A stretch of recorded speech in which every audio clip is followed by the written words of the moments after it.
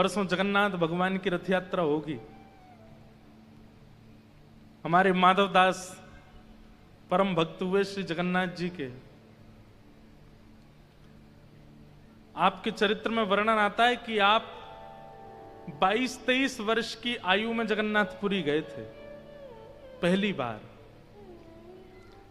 इनकी पत्नी का निधन हो गया था और इनका छोटा सा बालक था।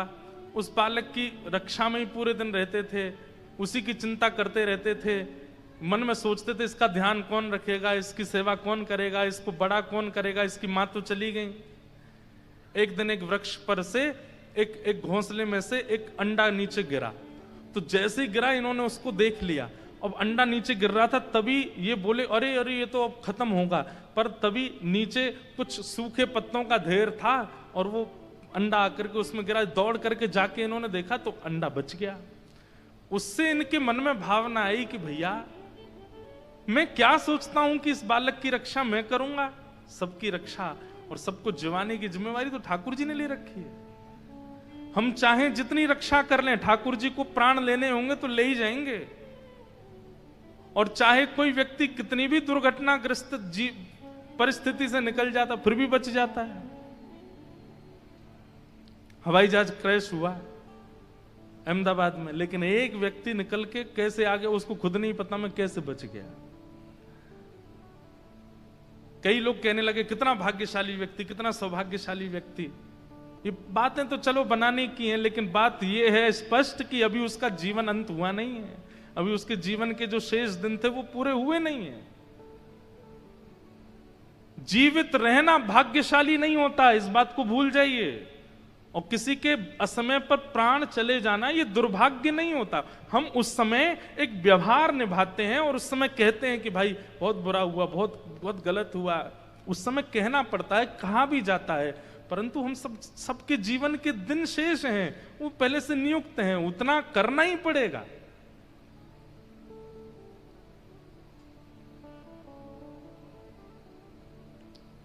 माधवदास जी के मन में आया मैं बेटे की रक्षा के लिए इतनी चिंता कर रहा हूं, परंतु भैया ठाकुर जी के हाथ में है सब। ये अंडा ऊपर से गिरा लेकिन नीचे सूखे पत्तों ने इसको बचा लिया। इसका मतलब यह है कि ठाकुर जी ने सबको सबकी व्यवस्था कर रखी है। कोई माता पिता के बिना भी पूरा जीवन जी लेगा। और अपने पुत्र को अपने परिवार के हवाले करके और माधवदास जी जगन्नाथपुरी चले गए।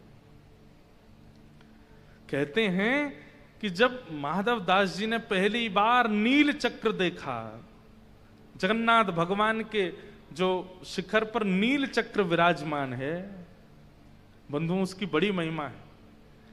जगन्नाथ महाप्रभु के जो शिखर पर नील चक्र है वो इतना विशाल है। कहते हैं कि उस नील चक्र का कोई मोल नहीं बता सकता कितना मोल है, कितना मूल्यवान है। और बोले उसका भार इतना है कि यदि नील चक्र के भार के समान कुछ वस्तु अगर पृथ्वी पर गिर गई तो जितना जगन्नाथ जी का शिखर है उतना गड्ढा हो जाएगा भीतर, इतना भार है। तो माधवदास जी ने जैसे नील चक्र देखा, नील चक्र देखते ही उनके मन में इतनी व्याकुलता, इतना रोए माधवदास जी। क्यों रोए? इस बात से वेदना में आ गए कि मैंने अपने जीवन के 24 वर्ष गवा दिए बिना जगन्नाथ जी को देखे। आज 24 वर्ष बाद देखने आया हूं मैं इनको। अरे मैंने अगर 24 वर्ष पहले से महाप्रभु जी का दर्शन किया होता तो कम से कम 24 वर्ष के दर्शन की अवधि से आज मुझे महाप्रभु जी मिल गए होते। इतने व्याकुल और इतने पीड़ित अपने आप को मानने लगे कि मैंने 24 वर्ष क्यों गवा दिए। समुद्र के तट पर जाकर के बैठ गए, अन्न जल त्याग दिया, अनशन करने लगे, प्राण त्याग दूंगा मैं क्योंकि मैंने 24 वर्षों को व्यर्थ कर दिया। बताओ, हम लोग इतने बड़े बड़े हो जाते हैं, हमारे मन में ऐसी बेचैनी आती कभी, ऐसी व्याकुलता आती कभी? हमने इतने साल बाद जगन्नाथ जी के दर्शन किए, ऐसी बेचैनी कभी नहीं हुई। लेकिन उनको बेचैन देखो, किस बात से बेचैन है कि मैंने इतने दिन तक दर्शन क्यों नहीं किया।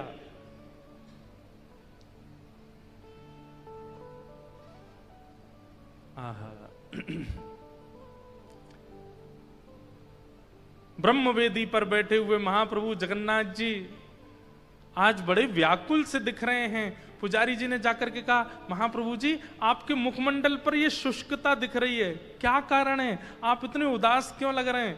तो महाप्रभु जी कहते हैं, मेरे परम भक्त माधव दास आए और वो 3 दिन से भूखे प्यासे बैठे हैं समुद्र तट पर, और कारण जान करके आश्चर्यचकित हो जाओगे, इसके पीछे कोई और कारण नहीं, केवल एक कारण है कि उन्होंने इतने साल पहले मेरा दर्शन क्यों नहीं किया। इस बात से वो अनशन कर रहे हैं। मेरी आज्ञा है, थाल में महाप्रसाद लेकर के जाओ और माधवदास जी को पवाओ। प्रसाद लेकर के माधवदास जी के पास गए। माधवदास जी बोले, मैं तो अनशन व्रत पे हूं। बोले, अरे महाप्रभु जी ने स्वयं भेजा तुम्हारे लिए। ये बात सुनते ही पहले प्रसाद पाया, और जैसे ही माधवदास जी मंदिर में दर्शन करने के लिए आए, महाप्रभु जगन्नाथ जी बैठे बैठे अपनी ब्रह्म वेदी पर ही झूमने लगे, इतने आनंद में भर गए माधवदास जी को देख करके। माधवदास जी बोले, भगवान मैंने जीवन में कोई साधन नहीं किया, मैंने जीवन में कोई तप नहीं किया, मैंने जीवन में कोई उपलब्धियां प्राप्त नहीं की, आप मुझे देख करके इतने प्रसन्न क्यों हैं? महाप्रभु जगन्नाथ जी कहते हैं, 3 दिन का जो तुम्हारा विरह था ना, उस 3 दिन में 300 वर्षों की साधना पूरी हो गई। 300 वर्षों में जो साधना होनी चाहिए वो 3 दिन के विरह में तुमने पूर्ण कर दी। इसलिए श्रीमद् भागवत जी में वृत्रासुर भगवान से कहता है, समंजसत्वा विरहय कांक्षे, मुझे विरह दे दीजिए। कथा सुन करके, भगवत दर्शन करके, संत वाणी सुन के, किसी महापुरुष का दर्शन करके बंधुओं यदि हमारे नेत्र सूखे ही रहते हैं तो इस बात का ये प्रमाण है कि कहीं ना कहीं चित्त में दुष्टता है। कई लोग कह रहे होंगे, हमारी तो आंख ही सजल नहीं होती, महाराज जी स्पष्ट सीधे हमको दुष्ट कह रहे हैं। नहीं, आपको नहीं कह रहा हूं, आपके मन को कह रहा हूं।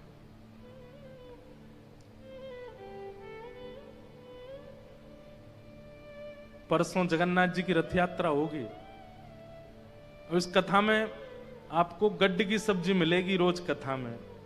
गंगा जी की चर्चा भी सुनाएंगे, बद्रीनाथ जी की भी सुनाएंगे, क्योंकि जगन्नाथ रथ यात्रा है तो इसलिए जगन्नाथ जी की भी सुनाएंगे। इसलिए सारी चर्चाएं मिश्रित होकर के प्राप्त होंगी, इसलिए ध्यान से ही सुनना। महाप्रभु जगन्नाथ जी बड़े बड़े बड़े, किन शब्दों में वर्णन करूं मैं उनका, ऐसे प्रिय ठाकुर जी हैं। उनको सब पता है, सबका ध्यान है उनको, कौन मुझे कहां से किस प्रकार पुकार रहा है, किस प्रकार बोल रहा है, आप नहीं जानते। ये रथ यात्रा भीड़ के लिए नहीं होती है, लाखों में कोई ना कोई माधवदास खड़ा है, कोई ना कोई सालबेग खड़ा है, कोई ना कोई मीराबाई खड़ी है, उसके लिए महाप्रभु निकल के आते हैं। आपको लगता है कि वो रथ पर बैठ करके भीड़ जमावड़ा जमा के ठाकुर जी चले गए? नहीं, कितनों के हृदय की इच्छा पूरी करने के लिए महाप्रभु, एकमात्र पूरे भारत में, हमारे विश्व में ठाकुर जी ऐसे जगन्नाथ जी हैं जो स्वयं उतर करके आते हैं, रथ पर बैठ करके सब भक्तों के बीच में घूमते हैं। अभी बजा रहे हैं इसलिए मेरा गाने का मन कर रहा है। सालबेग ने स्तुति गाई, जो कि जन्म से मुस्लिम है, जिसको दर्शन करने के लिए मंदिर में प्रवेश की इजाजत नहीं है, और वो जब रथ में ठाकुर जी का दर्शन करता है, आहे नील शैल प्रबल मत्तावरण, प्रबल मत्तावरण,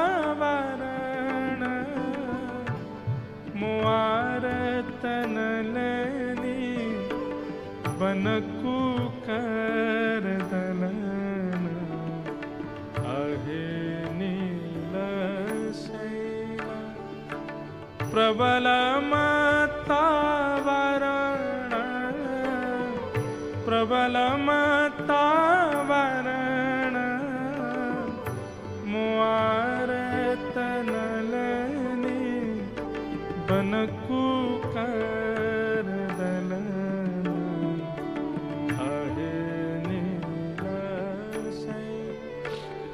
साल्वेग कहता है, अरे नीलाचल पर्वत पर विराजमान मतवाले हाथी जगन्नाथ। ठाकुर जी को हाथी की उपमा देता है। भैया तानपुरा इतना तेज है ना, कम कर दो इसको। मतवाला हाथी क्यों बोलता है? क्योंकि जगन्नाथ जी जब अपने मंदिर से उतर करके आते हैं ना रथ की ओर, उस समय की झांकी देखने लायक होती है महाप्रभु जी की। वो गोदी में बैठ के नहीं आते या किसी नीचे किसी आसन को लगा करके नहीं आते महाप्रभु जी। एक हाथी की तरह ऐसे अपनी दोनों भुजाओं को पुजारियों के कंधे पर रख देते हैं और ऐसे झूमते हैं आगे पीछे। और झूमते हुए ऐसे जैसे छोटा बालक घुटमुन चलता है ना, तो घिसट घिसट के चलता, ऐसे चलते हैं महाप्रभु जी। सीढ़ियों पर कूदते हुए आते हैं नीचे। तब साल्वेग कहता, आपका ये मतवाला पना देख करके मैं आपको उपमा देता हूं क्या, कि हे नीलाचल पर्वत के मतवाले हाथी जगन्नाथ,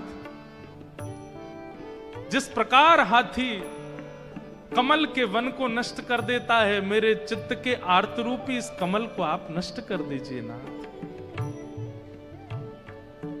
गजराज चिंता कला थाई घोर जले न, गजराज चिंता कला थाई घोर जले न, चक्र पेशी नक्र नासी उधरी लयापन, अहे नील शैल प्रबल मत वारण, प्रबल मत वारण, मुआरत नलनी बनकु करदन,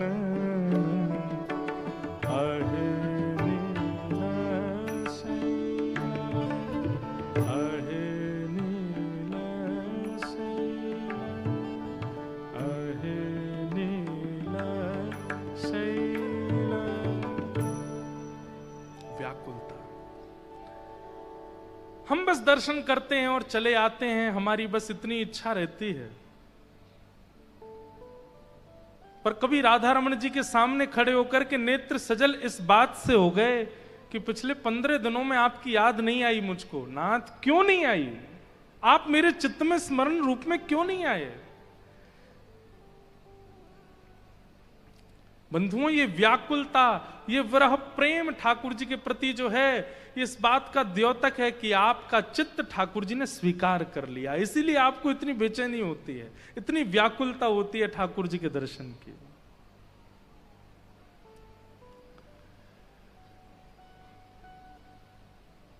सूत जी महाराज कहते हैं, इस घनघोर कलिकाल में जब तक मृत्यु का भय चित्त में है, तब तक मानव कल्याण संभव नहीं है। व्यक्ति धन के पीछे इसलिए भाग रहा है क्योंकि उसके अंदर यह बात कहीं ना कहीं बैठी है कि मेरे एक दिन प्राण चले जाएंगे, उससे पहले मैं धन कमा लूं, ऐश्वर्य कमा लूं, नाम कमा लूं, प्रतिष्ठा कमा लूं, उससे पहले मैं ये कर जाऊं, ये बना जाऊं, ये छोड़ जाऊं, ये कर जाऊं। ये मृत्यु के भय के कारण ही व्यक्ति जीवन के इन माया जाल में पड़ा है। और इस मृत्यु के भय को दूर करने का एकमात्र साधन है क्या? श्रीमद् भागवत। भागवत की कथा इस बात से आपको परिचित कराती है कि मृत्यु के भय से भयभीत मत हो, बल्कि इस बात से भयभीत हो जाओ कि कहीं प्राण चले गए और उससे पहले मुझे भगवत दर्शन नहीं हुआ तो, कहीं मेरे प्राण चले गए और उससे पहले मैंने ठाकुर जी का साक्षात्कार नहीं किया तो, मैंने इतना नहीं कमाया, ये चिंता तो है। अब जैसे किसी को गंभीर बीमारी बता दी जाती है तो वो अरे अभी तो मुझे ये करना था, अभी तो मुझे वो करना था, वो कमाना था, ये खरीदना था, ये बनाना था।